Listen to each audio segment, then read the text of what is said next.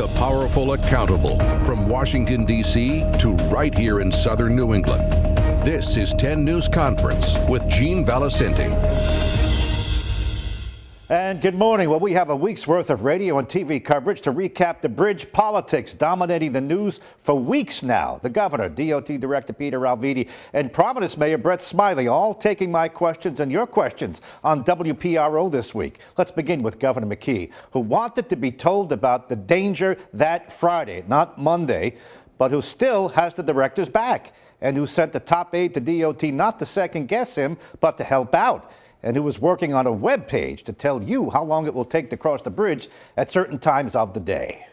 I think it's really important that we know, and we're going to share with the public very shortly, a full chart, a 7-day, 24-hour chart in terms of like what you can expect for travel time and what you can expect in terms of delay time. Oh, so you're putting something together that's going to make recommendations that if you cross at this particular time of day, it might be heavier. Is it that's coming? Yes. Okay. That's what's coming. And I think that people need to do their schedule. Look at there's a lot of things that go on in people's lives, and the more information we can give before they can plan on that, the better off things will be. Okay, so that's number one. Out of the box, I'm going to put a schedule of recommendations. That's some news. Well, I always like to get something from you. You made news last night saying, I wish the DOT would have told me earlier.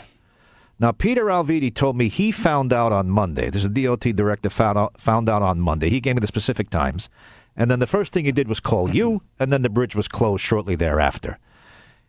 He also said that the initial engineer who detected the problem had been talking to other engineers and other people at the DOT in the contract world on Friday, Saturday, and Sunday, and then told him on Monday. What are you saying specifically? That you wish they would have told you Friday? What is it you're saying, Governor? I think procedure should be that as soon as somebody knows that something potentially could happen, we do this all the time, and so you have time to prepare. And I think we would have been better prepared on December 11th at 5 o'clock if we had more advance notice. And if that discussion was going on internally, then that we should have been in meetings over the weekend so that you could actually make arrangements to address the thing in a controlled way. Did you tell Peter Alviti that? Oh, have you said? I assume before you spoke to the reporters, have you said to him, "I wish your people would have told me Friday"? We have certainly indicated that to Peter when he let us know that work was going on over the weekend. Right. So I think that again, the timetable is important. He didn't know Friday. He says, by the way, he said, "I only found out Monday from myself." Yes. What he told me was that he when he informed me he texted me at 2:51 on December 11th, and I called him at 2:52. And I had both our Chief of Staff, Tony Afonso, Joe Alman, who is now working on the project as well, along with our communications, and had that phone call. And he let me know at that point in time that work had been done over the weekend. So if he was informed on Monday that was happening, he informed me. And I think it would have been smart if we were all in the loop when that discussion started. Okay, so what I think you're saying is if there was an engineer who had critical concerns about safety on Friday, Saturday, Sunday, they're all talking among themselves, excluding Peter Alviti, but they're all talking. You wish that they would have told you earlier. Our antennas should go up because when you talk about closing down a bridge potentially that has 90,000 cars on it. You would like to be prepared. And so what we did once Peter let me know, I said, look, time is of the essence. Close it down. Yep. Communications need to talk to each other and get it done.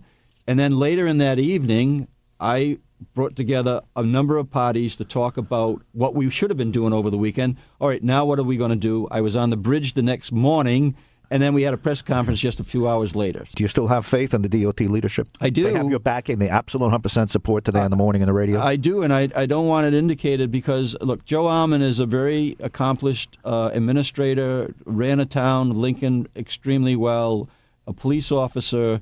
The idea is to make sure we're coordinating all the different parts that are involved in this. Joe Alman was one of your top aides. You've dispatched him to be at DOT. I asked Peter about this yesterday. I said, did the governor send him there to keep an eye on you? He said, absolutely not.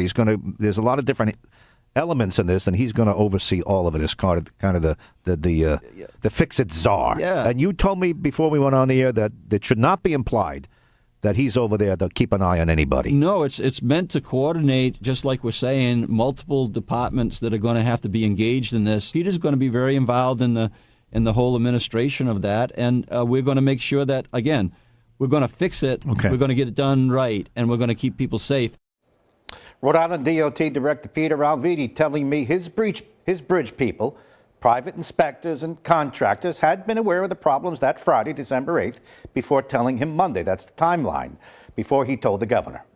We have several engineering companies and construction experts taking a look at every single aspect of this problem, and they'll be delivering back to us information that will inform us to make intelligent, safe decisions going forward, and that's what we'll be doing. Okay, so there's like an army of engineers. They're in the bridge, they're under the bridge, they're on top of it. They're assembling a report, and they're going to bring it to you and drop it on your table and said, here's the diagnosis. Either you can save this thing, or it has to be torn down and you have to build a new one. Now, along the way to building a new one, Peter, will you be able to shore up this old one so that we could use it while you build the new one? One of the teams of engineers are looking at that specific question. What kind of access can we provide to the existing structure, if at all, and what would we need to do in order to do that? So, yes, we're looking at that also. We don't have that answer yet, but we're looking at that. I would assume you would favor that. As another engineer working with these engineers, I don't use hope as guidance. I pretty much use the facts. So we're waiting for the facts to come out, but they're looking at that as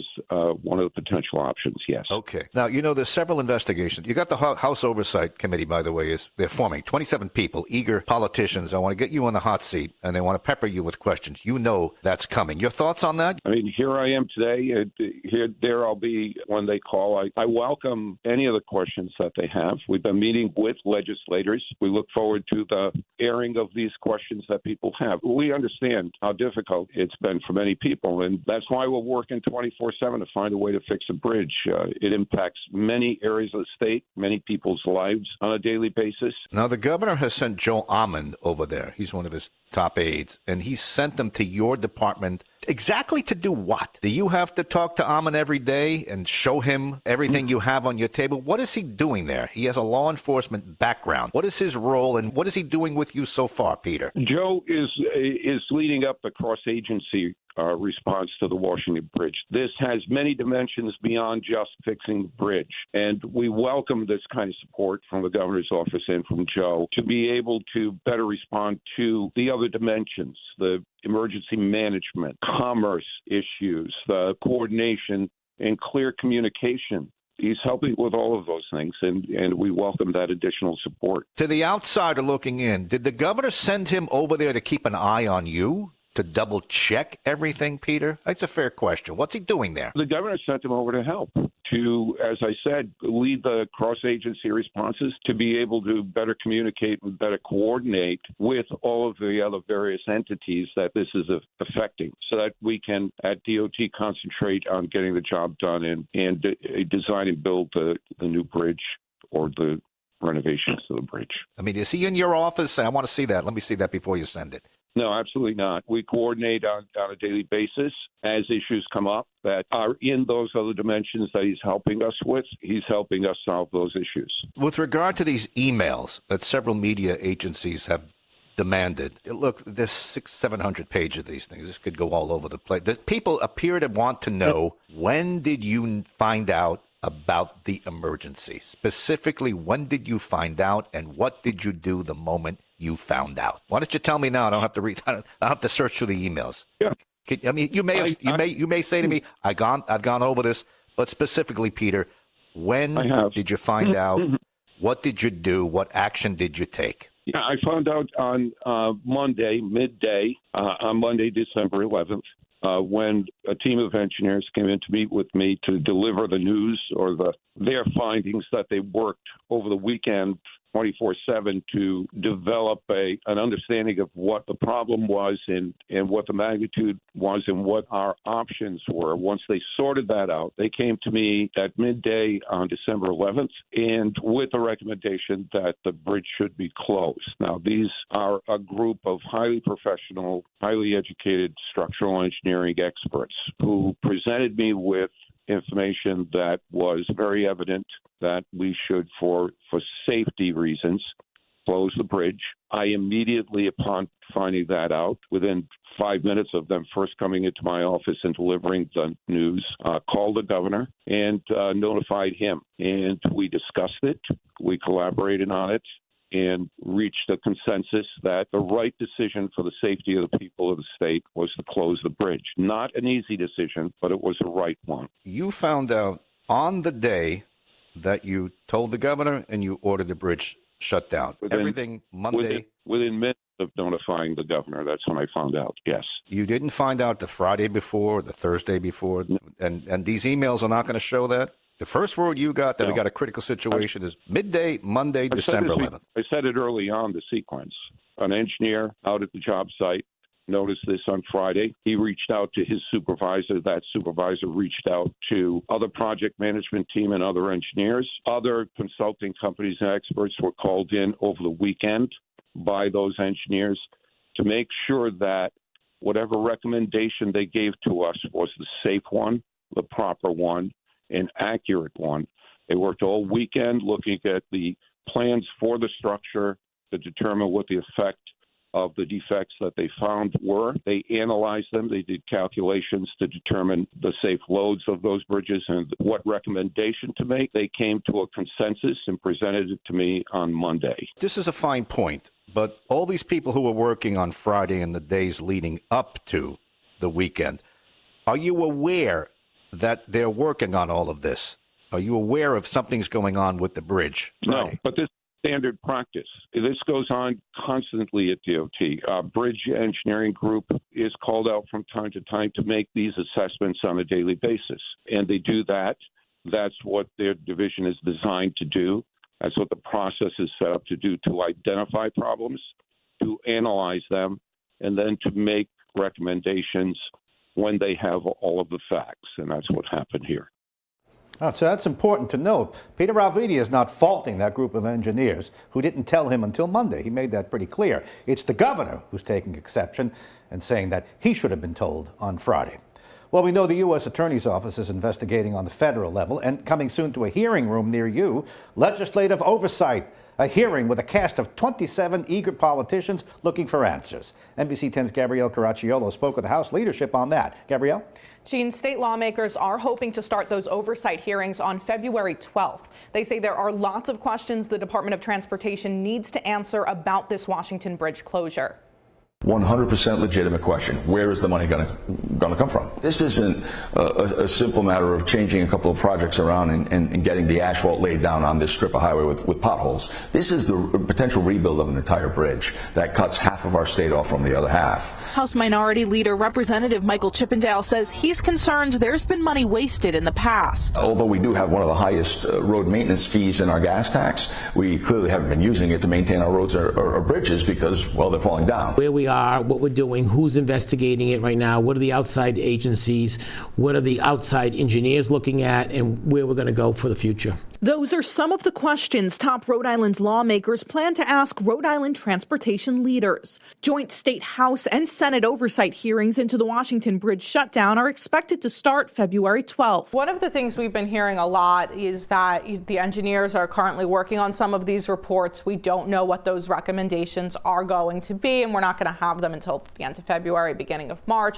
Obviously, there's several different kind of forms of oversight taking place, but that's all going to take time. So what do you say to the people who kind of want some of those answers now? They're frustrated sitting in the traffic. I share their frustration. I sit in that traffic as well. I feel that pain, and I want answers too, and that's why we want to have oversight. Some people felt we should postpone or delay oversight until we had those reports back, but I think that we need to have at least a public vetting. A lot of the stuff that you just spoke about are all stuff that's being done privately. Oversight's a very public hearing, and it'll be very transparent. The oversight hearings are just one of the investigations into what happened with the bridge. Governor McKee also ordered an independent analysis of the problems, and the U.S. Justice Department and Inspector General are looking into how federal money was spent on the bridge. And news as we tape this morning, RIDOT plans to test a new traffic pattern to ease traffic on 195 West. All right, Gabrielle, thanks for that coverage. All right, we're going to learn more about all of this coming up next on 10 News Conference. Providence Mayor Smiley. If others have the knives out for the governor and the DOT director, he doesn't. And what about those shed-like structures for the homeless and getting the buses out of Kennedy Plaza? Stay with us.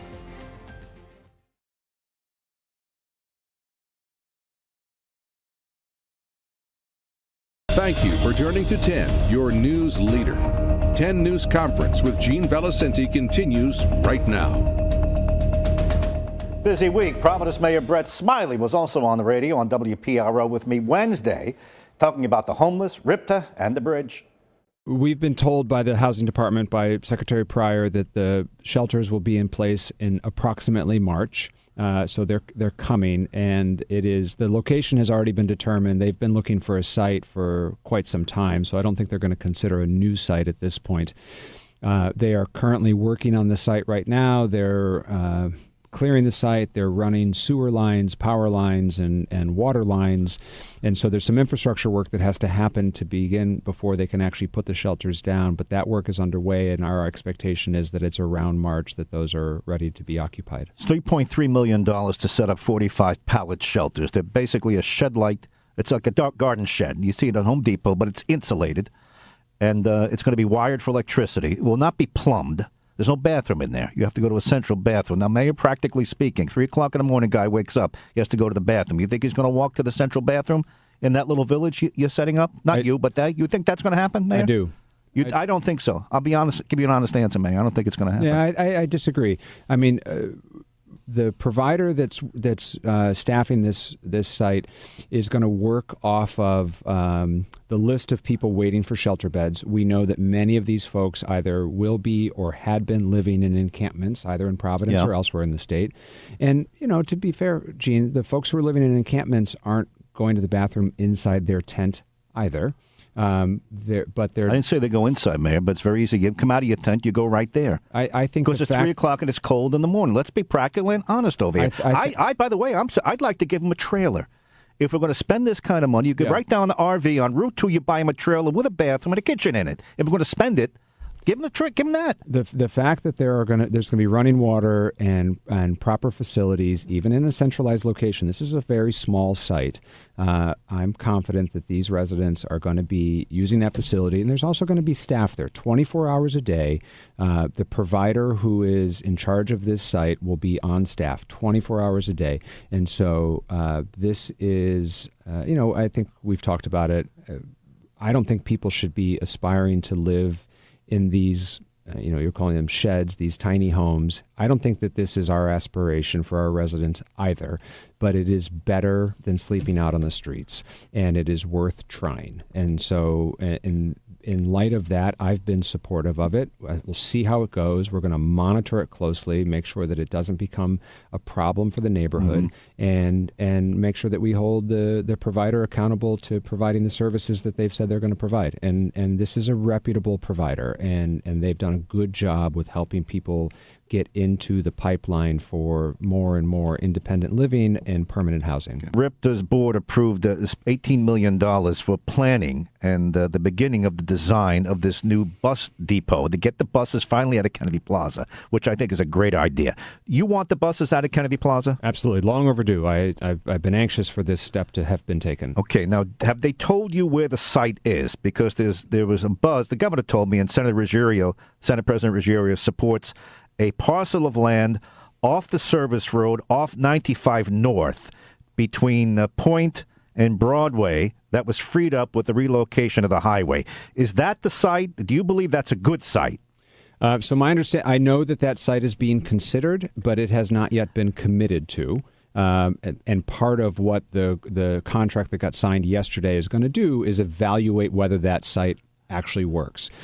Because RIPTA gets a lot of federal transit money, there's a whole process that has to be undertaken to ensure that the routes work and that it can function. And so there's a whole FTA process that has to happen. If that ends up meeting all of the federal and other guidelines, I think that's a good site. Okay. The state already owns that site. As I said earlier, I think this is overdue. I'm anxious to get this done. I had hoped that this would have been done a year, 5 years ago. That bond passed in 2014 to make this money available. So it could be done faster at this site because the state already owns the land. It is big enough to get it done. It is still a short walk to both the Garrahy Courthouse, which is a frequent destination. It's also a pretty short walk to several of our high schools. You know, our high school kids take the RIPTA bus. You can walk to Central Classical and PCTA from that site. I think there's a lot of things that are appealing about that site. If it meets all the federal guidelines, I'm supportive of it. What's your thoughts on the bridge? I mean, both. There's no other way around it. Yeah, I'm anxious to get the engineering reports. Like everyone else, I'm anxious to know what the plan is so that we can make adjustments accordingly and know how long we have to deal with this. I do trust that they've got the right experts at the table. They're working as fast as they can. But of course, I'm anxious. I'm anxious like everyone else is. Like, just tell us what the plan is. And then if it needs to be rebuilt, it needs to be rebuilt. Nobody wants to be unsafe. If it doesn't need to be rebuilt, great, full speed ahead. Okay. But right now, like everyone else, I'm just anxious to know which direction we're going and what the plan is. Okay. It's no secret. The knives are out for the governor and for Peter Alviti from a variety of quarters. Do you have the knives out for them?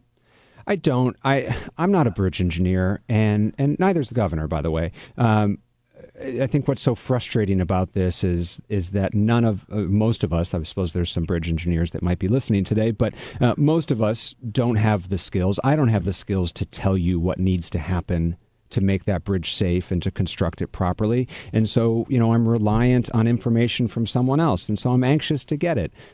I have confidence that both DOT and the governor have hired the right people at this point to give us the answer on how to go from here. There are plenty of people kind of looking into this. We know that the feds have said that they're looking into this. We know that DOT is doing its own internal review. I've heard that the legislature's planning on doing oversight. Like, there's enough people watching this process at this point. There's enough people working on this process at this point. I think all of us are just anxious to know what the plan is. Coming up, let's end on a happy note. Hollywood at the State House. A-listers making a movie with a familiar theme for us.